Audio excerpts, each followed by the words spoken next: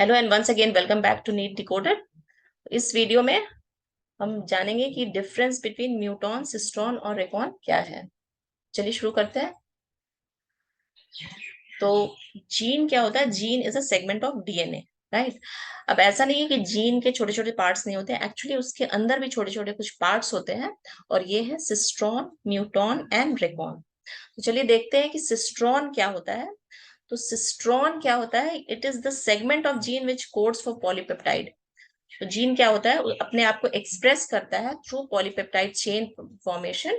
Polypeptide कहने का मतलब प्रोटीन, राइट। प्रोटीन के इंडिविजुअल यूनिट्स हैं amino acids which are linked by peptide bond, इसलिए जो प्रोटीन मॉलिक्यूल बनता है that is a polypeptide chain. और इस तरह से जीन का वो segment which codes for polypeptide is known as cistron. ठीक है।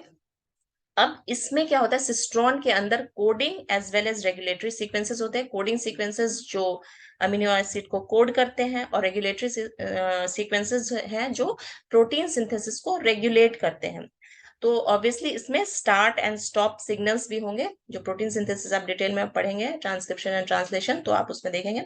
तो स्टार्ट एंड स्टॉप सिग्नल्स इसमें प्रेजेंट है। और ये जो है सिस्ट्रॉन, ये cis as well as trans forms में प्रेजेंट होता है। वो सेगमेंट ऑफ जीन जिसके सिस और ट्रांस फॉर्म्स होते हैं।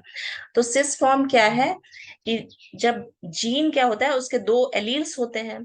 तो सिस फॉर्म्स में same alleles are present on a particular chromosome. एक क्रोमोसोम में सेम एलील्स, जैसे डोमिनेंट है तो दोनों डोमिनेंट एक ही क्रोमोसोम में होंगे।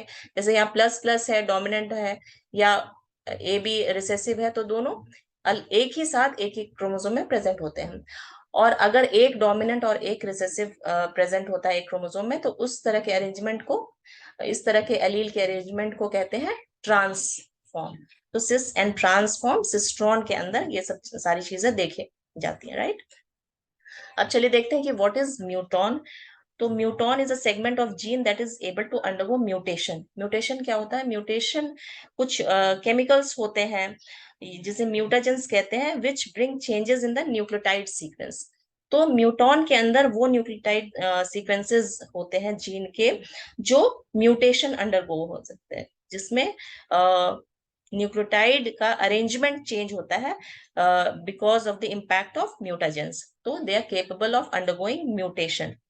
सो इट इज एक्चुअली क्या होता है? Smallest mutable site within the cistron. ये सिस्ट्रॉन के अंदर ही ये सेगमेंट भी प्रेजेंट होता है, जैसे आप यहाँ पे देख रहे हैं।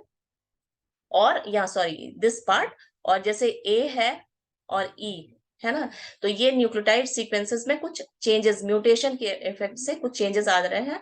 तो these segments will be known as muton, right. अब एक जो बचता है दैट इज रेकॉन, दिस।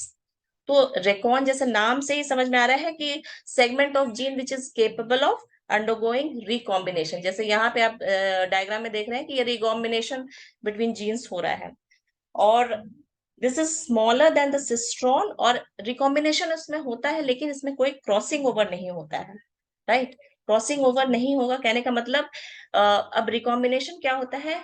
वो है separation of gene that occurs during gamete formation. जब गैमेट की फॉर्मेशन होती है मियोसिस में, उस समय जो एक्सचेंज या जीन सेगमेंट्स अलग हो जाते हैं, दैट इज जेनेटिक रिकॉम्बिनेशन। लेकिन क्रॉसिंग ओवर क्या होता है? क्रॉसिंग ओवर में actual swapping of genetic material होता है between non sister chromatids of paired homologous chromosomes. ये ड्यूरिंग फर्टिलाइजेशन होता है। तो जो क्रॉसिंग ओवर है वो होता है जर्म लाइन के अंदर, और रिकॉम्बिनेशन आपके कहीं पे भी हो सकता है, किसी भी स्टेज में एक्सचेंज ऑफ जीन्स होता है ड्यूरिंग गैमेट फॉर्मेशन, राइट। तो ये चीजें हैं, इनमें जो डिफरेंस है ये जीन के सारे सेगमेंट्स हैं। और एक चीज और है कि एक जीन के अंदर सेवरल सिस्ट्रॉन्स प्रेजेंट होते हैं, एंड एक सिस्ट्रॉन के अंदर सेवरल रेकॉन्स होते हैं, और एक रेकॉन के अंदर सेवरल म्यूटॉन्स प्रेजेंट होते हैं। So I hope this is clear now. So thank you for watching, and log in to learn.brigadme.com for test series of CBSE 9th to 12th available है.